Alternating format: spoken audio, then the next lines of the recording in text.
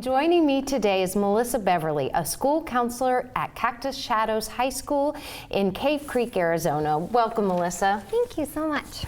Well, why don't you start off by telling us a little bit about your high school and the community where your high school is. Okay, well, we have about 1,700 students at our high school. The majority of our students are white, probably about 90%, so we don't have a lot of ethnic diversity. Our population of students on free and reduced lunch is not very high either. We are the only high school in our district. We have 5 elementaries, 1 middle, and 1 high school. So a small district. Yes, we are a very small district in a small town, kind of a suburban type area. How many school counselors are in your department? So we have 4 traditional school counselors, and then we also have an IB coordinator who is the IB counselor as well for the IB students, pre-IB grade 10, and then IB 11 and 12. And then we also have a school social worker. What percentage of your student population participates in the IB program? Oh, percentage-wise, I'm not sure, but each cohort, I would say on average, since we've had the program, is probably around 30. And does having that high expectation of academic attainment, how does that impact your school and in turn the kind of services your school counseling program offers? Well, that's a really great question. And I think a strength of our high school is that we offer a variety of academic programs. So a lot of times you'll see schools that are either AP or IB. At our school, we have our standard classes, we have honors, then we would say the next level up would be our early college program, where students can get close to earning their associates while they're in high school. The next level up would be our AP curriculum, and we would consider that a little bit more challenging because it's mostly core classes, whereas with early college there's a blend of electives and core. And then we have our IB program, which is the most challenging program because of the set curriculum and some additional requirements. So I think the strength is in our ability to offer all of those programs to our students because it allows for a lot of flexibility. So a student might start out being nervous or unsure about IB, but we watch their growth and development freshman year, at the beginning of sophomore year. We meet with the family, and we're able to really tailor the student's academic coursework to their needs. And so each student has the best chance of having the appropriate level of rigor. What an opportunity for those students at your school. Yes, and for us as counselors, I'm really thankful to have so many opportunities to share with them because I don't think one size fits all. Those programs fit the unique needs of different students. So how does then your school counseling program do that? How do you implement that comprehensive school counseling program in your school setting? Oh my goodness, so I think we definitely follow the national model, and that process and procedure has really helped us quite a bit. So we do our school counseling core curriculum. Through our core curriculum, we focus on helping students to develop an education and career action plan. We run a number of small groups. We do individual student planning and, of course, responsive services. Do you have, is there any difficulty because of some of the academic nature of the courses you offer at your school? Is there any difficulty getting access to the students to do some of that delivery of core curriculum?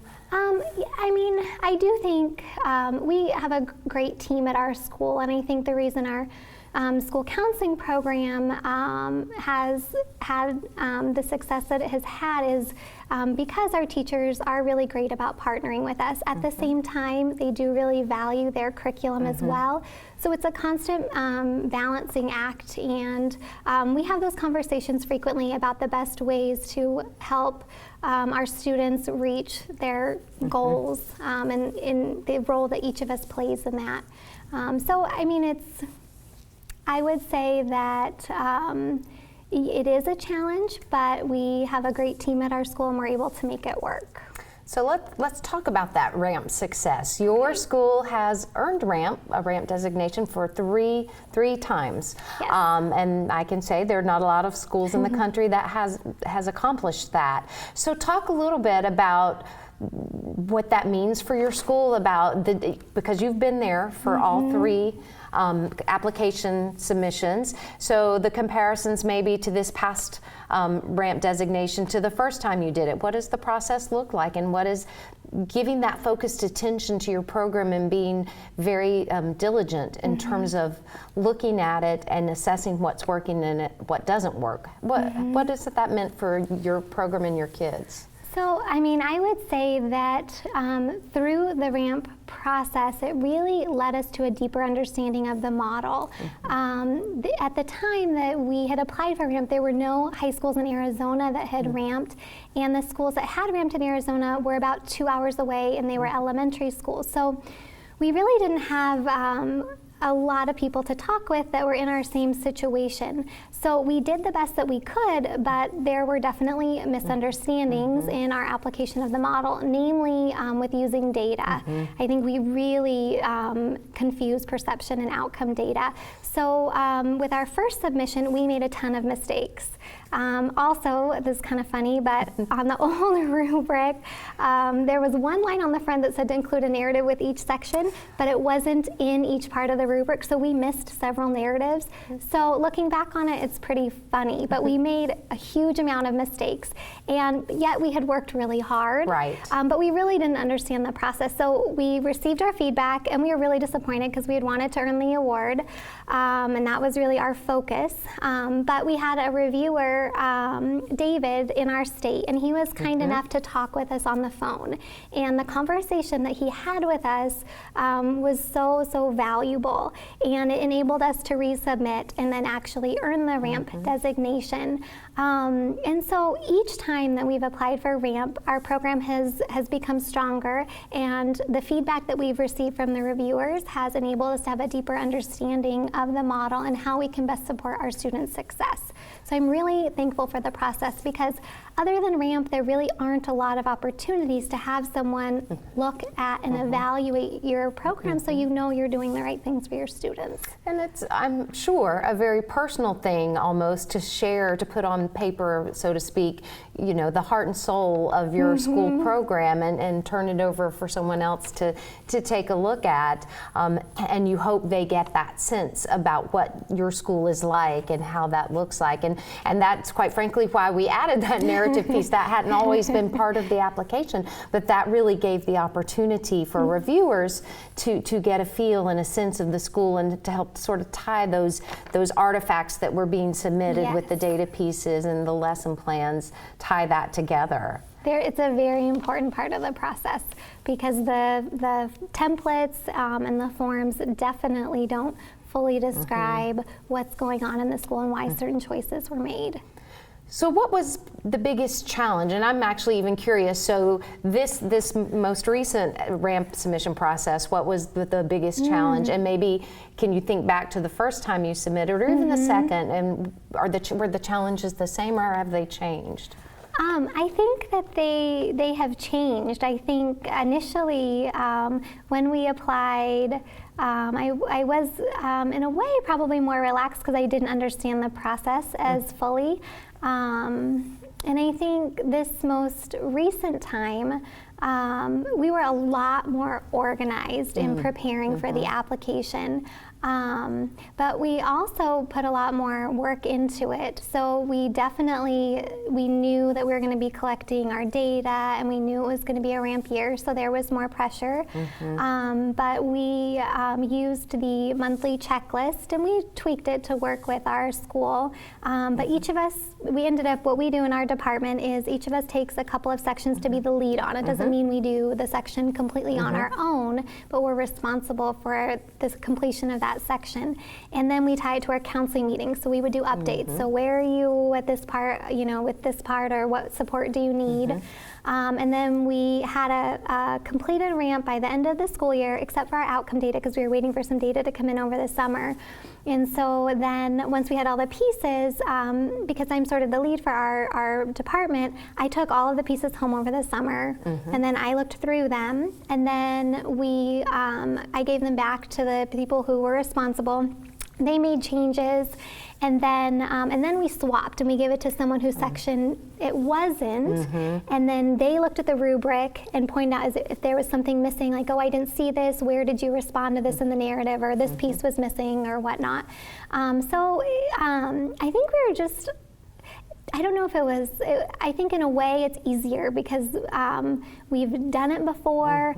I think the challenge is in wanting to maintain. And I think the process has become more challenging over the years.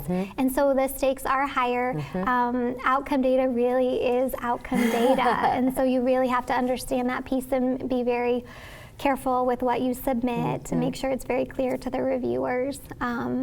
But I would say it gets easier, I think, even though the process has evolved and become a little bit more challenging. Once you've done it, it's easier to grow and continue the process. You know what the expectations are, what the high level expectations are, and what you've done in the past to get there. And we see the value in it because of all the data that we have and all the forms and all of the documentation. It's very easy. If anyone has a question about our program, a school board member, which we present to the school board, and that's a huge benefit of RAMP, is having that opportunity to do so and build those connections.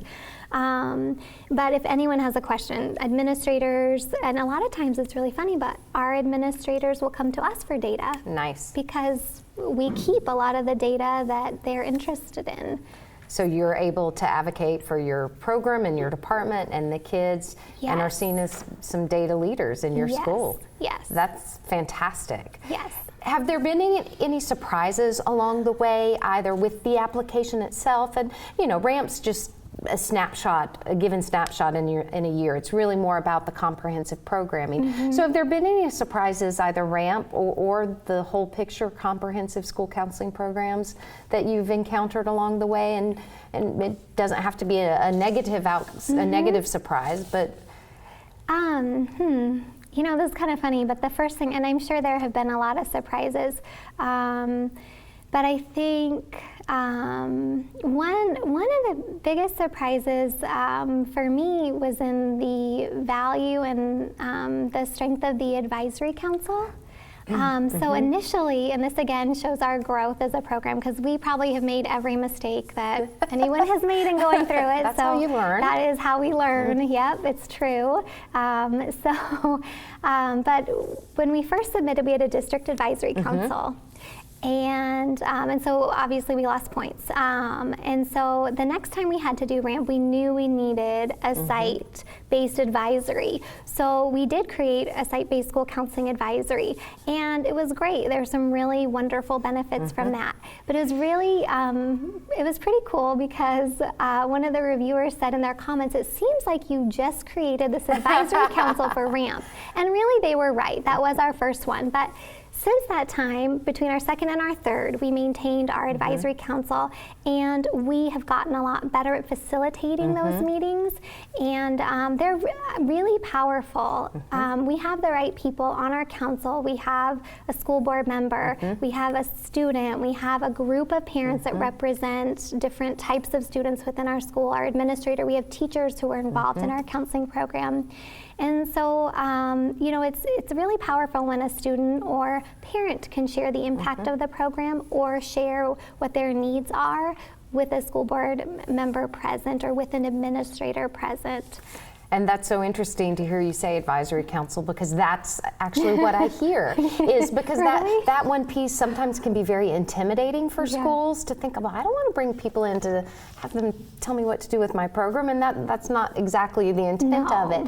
But then seeing, once you do and invite these people to the table, when you all have the same goal of wanting what's good for kids, what it means and what it looks like and how it does shape what you do. And that really was the intent when that was created. Yeah, it's amazing what you can do with, I think, a strong school counseling advisory Fantastic. And it's fantastic that you include a school board member on that so they can hear that data. We are lucky that we have that opportunity, because I know not everyone does. No, but when it comes time to make decisions and budget decisions, that school board member will remember those meetings and remember the difference you're making for kids.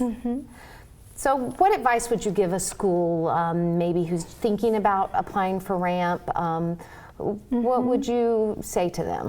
So I would say to not do what we did. So I'm going to give advice that we did not follow initially, but I think many of us choose to apply for RAMP because we want the award and the recognition, because we are working really, really hard.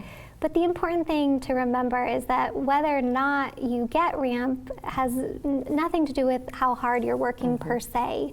And so instead of focusing on the award, and it is much easier to do this after you have the award, I would say to focus on the process and the opportunity to grow and learn and get better. Because really, once you have the award, you have the award, and that's it. But it's really in the process of going through RAMP, at least for us, multiple times in receiving feedback and learning how we can get better and we can grow, where I think the real meaning is. I think that's fantastic advice. Melissa, thank you so much for being with us today. Thank you.